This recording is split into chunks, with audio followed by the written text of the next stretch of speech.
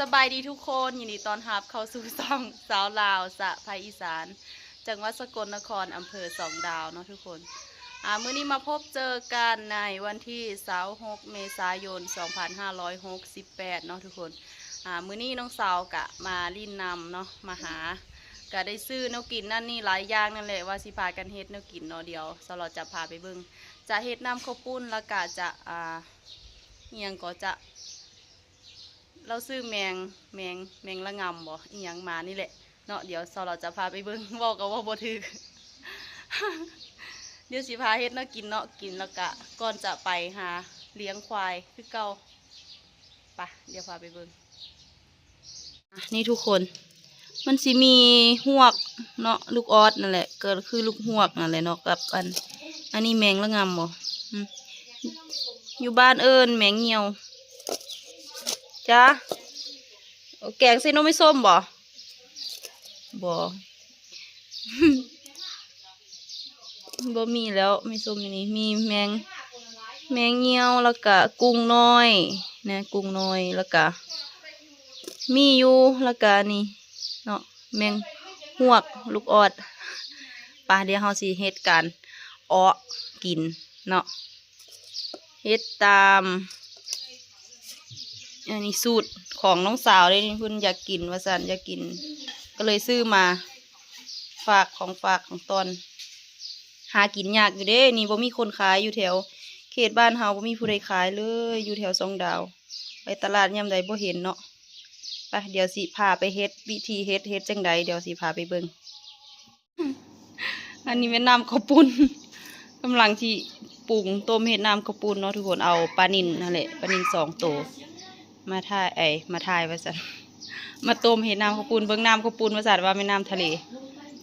ปลานิ่น2 ตัวน้อยๆนึงดูคนทำสิคุณ ลูกมาเฮ็ดแต่เช้ายังเฮ็ดอยู่ในเหือนเนาะทุกคนเพราะว่าสาวเรายังบ่มีเหือนครัวเนาะเหือนยังบ่ทันแล้วเทื่อก็เลยมาตั้งเฮ็ดอยู่ในเหือนนี่แหละกะหกแน่น้อยนึง เบิ่งสภาพซอยหัวสีไข่เทียมอยู่หั่นแหละเหลือซ้ำนั่นแหละเอ้าเฮาสิใส่น้ำข้าวปุ้นจังใดบ่มีกระเทียมต้องไปซื้อนี่ล่ะปรุงกำลังสิเฮ็ดอันแมงเหี่ยวแมงละงำหั่นแหละกับซุมหวกซุมมื้อนั้นเนาะเดี๋ยวให้น้องเฮ็ดให้กินมาไม่ไหมก็ใส่งานโลดให้เฮ็ดแนวกินให้กินโลด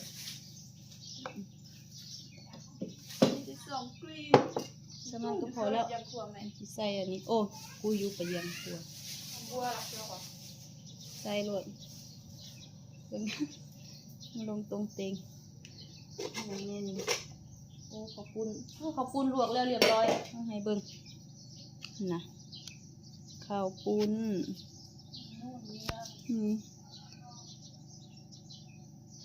เขาเอิ้นเนื้อเอิ้นผักเนื้อข้าวปุ้นอยู่ลาวเขาเอิ้นว่าเนื้อเนาะเนื้อข้าวปุ้นแต่ว่าอยู่ไทยเขาเอิ้นว่าผักคู่กันเลยเดี๋ยวให้เบิ่งผักหลายๆนี่คุณกินจังใดให้มันเบิดกินแต่ผักแล้วข้าวปุ้นบ่ได้กิน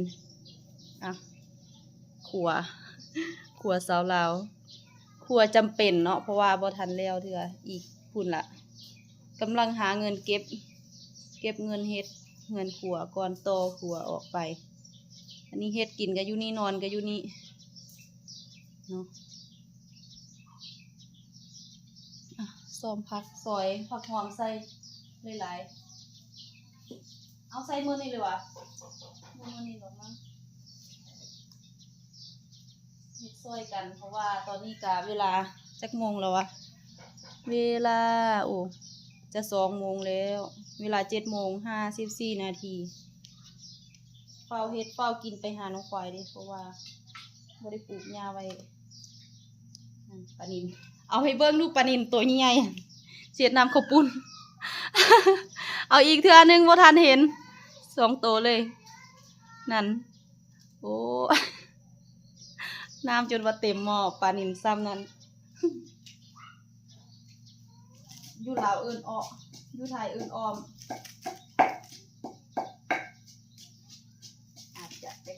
น้อยนึงแต่ว่าความหมายเดียวกันให้เราไปตำมันหอมตำหอมแดงเพราะว่าผู้ใดตำหอมแดงแล้วปอกหอมแดงแล้วตำหอมแดงผู้ใดน้ำตาไหลคือ เพราะว่าไม่ย่าบ่ฮักนี่พอนี่ผู้เฒ่าเพิ่นว่าไม่ย่าสั่งเพิ่นว่าเอาแม่นบ่เนาะเกี่ยวอีหยังคนบ่มีผัวเด้คนบ่มีผัวบ่คนบ่มีผัวจังได๋แล้วว่าจังได๋ล่ะ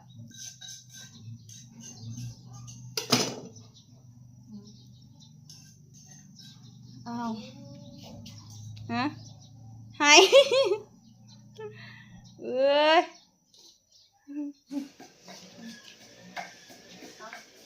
เอ้ยทำดีเลยทำดีอยู่โอ้ยผู้ชมเอ้ยตัดหญ้ายังไงเนาะ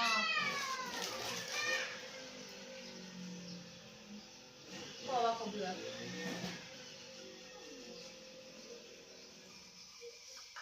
เป็นผู้ช่วยผัว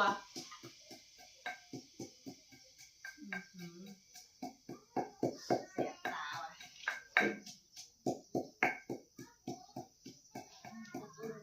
เอาข้าวต้มปลาเลยวะใช่แล้ววะปลาเดี๋ยวบอก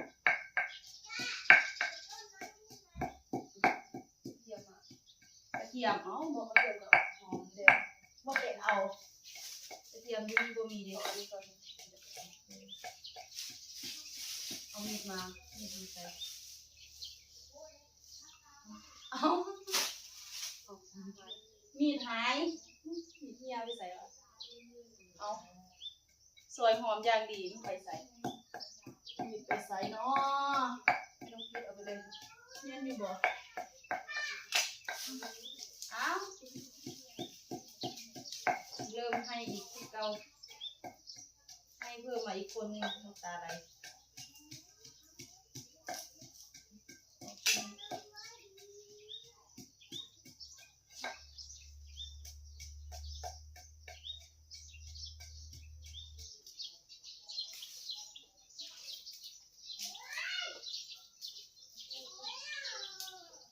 โอ้โห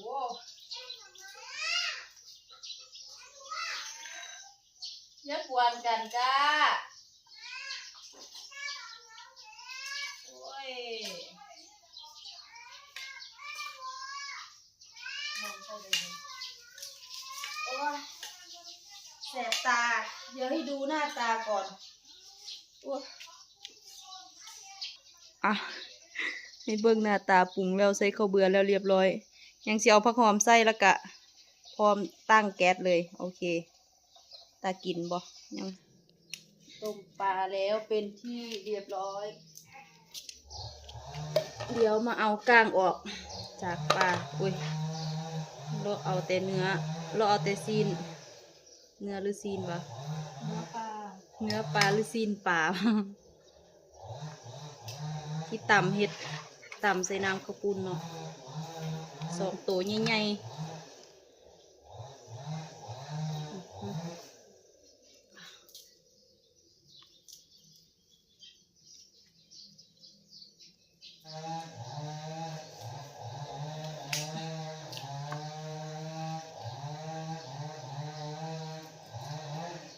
ทุกคนเอาใจกั้งออกจากป่าแล้วเนาะเฮากะ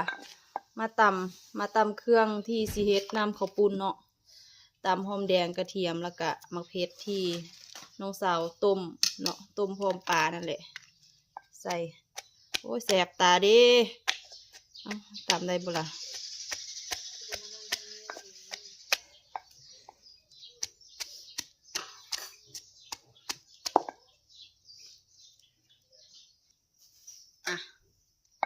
ตำเสร็จเรียบร้อย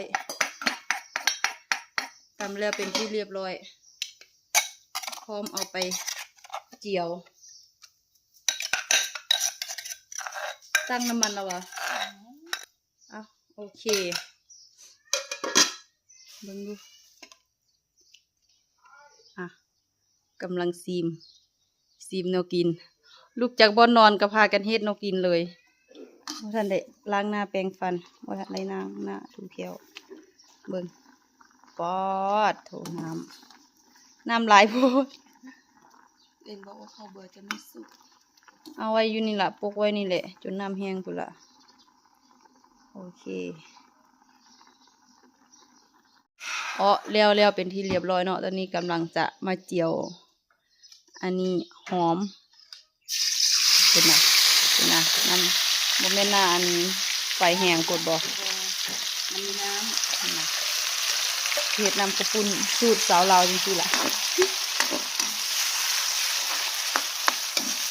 ที่ไทยเขาซื้อไม่ได้เกี่ยวแบบนี้เนาะเขาสิใส่เลยแล้วก็เอากระเดียดอีหยังใส่ปรุงลงไปในหม้อเลยแต่นี่เขาต้องได้เกี่ยวก่อนให้หอมๆจังเอาลงใส่หม้อน้ำข้าวปุ้นเขาน้ำยาได้เขาเอิ้นน้ำยาข้าวปุ้นแต่ว่าเขาเอิ้นน้ำข้าวปุ้นซื่อๆตำบ่ทันได้แลกบ่ส่วนที่เจียวปลาแล้วที่เจียวพวกหอมนี่แล้วกับปลาเนาะเจียวใส่กัน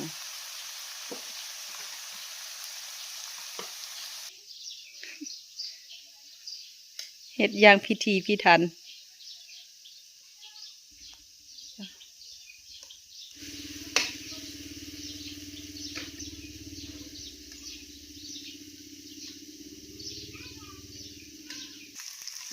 ทุกคนผักหอมกับมะเขือเจียวได้ที่เป็นที่เรียบร้อยก็เอาปลาลงไปเนาะโคเลเข้ากัน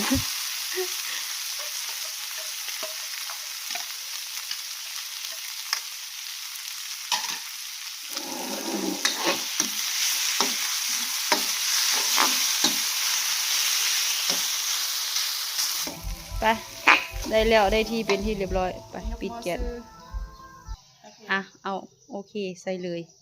เอาหม้อนำข้าวปุ้นขึ้นมาตั้งแล้วก็ตักลงไปเนาะ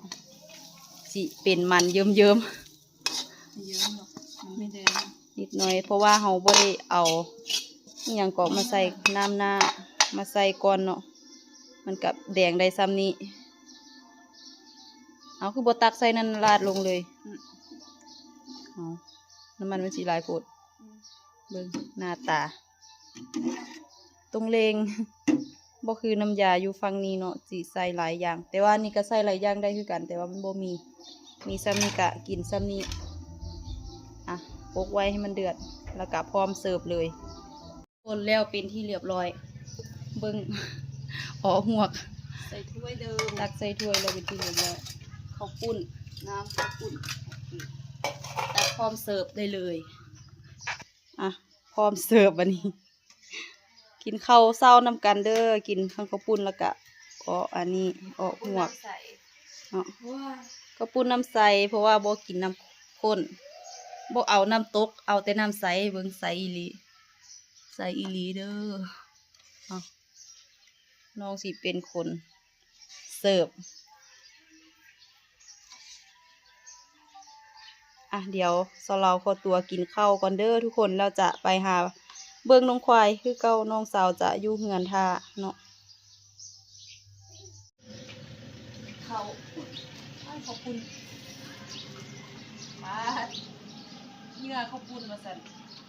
ถึงว่าเต็มถาดได้กินได้สิแล้วเนาะไม่ชิมลูกเขาแซมไม่ได้สิเดี๋ยวแต่คนมันบหวานหรอก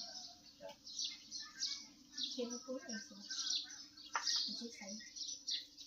งอกขึ้นเลยนั่งกินดีๆเลยบาง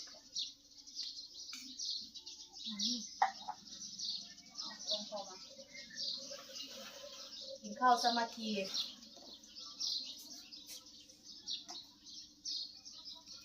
จ้างจุย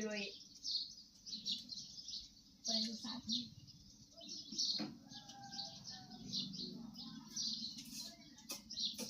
พ่อจางก็ต้องกิน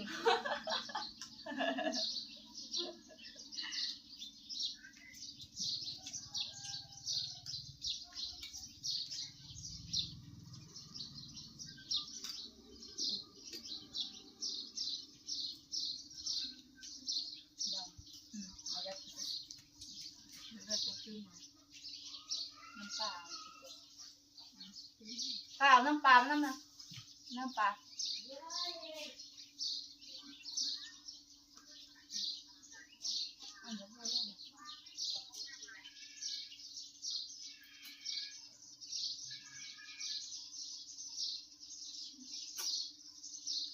เขาตาย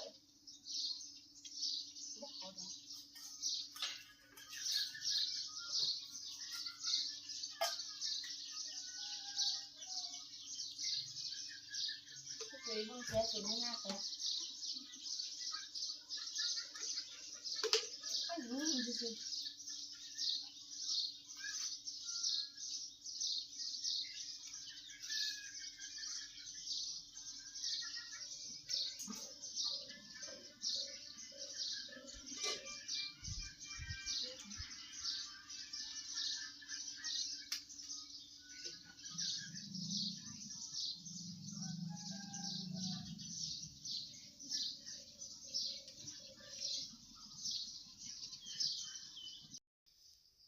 ทุกคนตอนนี้กับเวลา3 โมงเช้าเนาะ3 โมง 27 นาทีเนาะสเราก็ออกมาหาน้องควายอยู่นาแล้วเนาะทุกคนหลังจากที่เฮ็ดน้องกินเฮ็ดนั่นนี่เฮ็ดข้าวปุ้นเฮ็ดนั่นนี่กับน้องกินข้าวแล้วกะแยกย้ายเนาะน้องก็อยู่เฮือนท่าสลาวเนาะสเราก็ออกมาเลี้ยงควายคือเก่าเฮ็ดหน้าที่เจ้าของเนาะน้องก็สิมาอยู่นำมายามประมาณวันจันทร์เนาะวันจันทร์น้องก็สิเมื่อแล้วมาฮอดวันศุกร์วันจันทร์เมื่อเนาะอยู่3 มื้อ4 มื้อนี่แหละได้นอนคอกสบายแท้ว่าเบิ่งคอกกันแล้วเป็นที่เรียบร้อยได้นอนคอกมื้อแรกเมื่อคืนนี้เป็นคืนแรกเนาะทุกคนต่อไปก็สิได้นอนอยู่คอกนี่แหละมะลินะทุกคนเดี๋ยวคลิปนี้สลาวขอตัวลาทุกๆคนไปก่อนเด้อเอาไว้พบเจอกันในคลิปหน้าสบายดี